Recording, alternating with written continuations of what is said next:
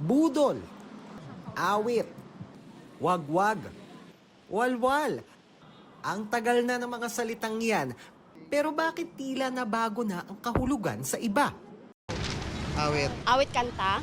Dati yun. Ano yung sabihin ngayon? Aray. Aray. Oo. Natalisod ka, awit. Ay, oo, tama. Yung natatalisod ka. Ito. Budol. Budol, yung napupudol ka na ano, yung parang nabudol na scam ka, ganun ba yun siya? Dati yun. Dati yun. Ano yung sabihin niya ngayon? Hindi ko na rin alam yung sabihin na yun. Pag meron kang binili na biglaan, yung hindi mo iniisip na gusto mo pala, tapos biglang nabili mo, ayun, nabudol ka. Nabudol. Oo, nabudol ako. Yun. Wagwag. Wagwag. Wagwag. Hindi ba yan sa pagkain? sa pagkain. Oo, bigas siya. Bigas Oo, din siya. oo. Oo. Pero dati yun. Hulaan mo ngayon. Wagwag. Gugulat ka. Wala, hindi ko rin alam. Sinabunutan. Ah, talaga? Nagwagwagan kayo. Nagwagwagan? Nagsabunutan Oo. kayo, gano'n.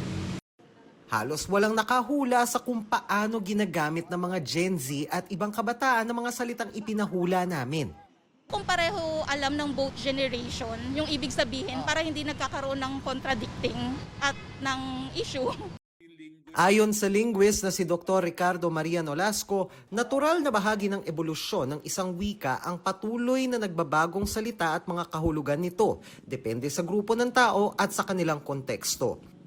May futility of resistance eh. Maski anong gawin mo, mag-e-evolve at mag-e-evolve yung mga groups, mga social groups na yan ng kani-kanilang vocabulary. Okay? So yung mga magnanakaw, meron silang argot. O bakit kailangan magkaroon ng argot? Kasi kailangan nilang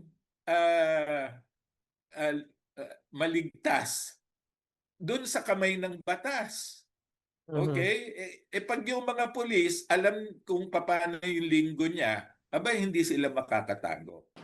Wala rin daw maaaring makapagsabi kung tama o mali ang naging pagbabago ng salita o wika. Hindi natin pwedeng hatulan yan. You cannot legislate a language. Hindi mo pwedeng sabihin na yan ang tama at yan ang mali. At yan ang tama para sa generation na yan. Yan ang tama para sa social group na yan. Yan ang tama para sa kanila. Kanilang identities. At dahil patunay raw ito na buhay ang wika, ang magagawa na lang natin ay maging mapagmatsyag.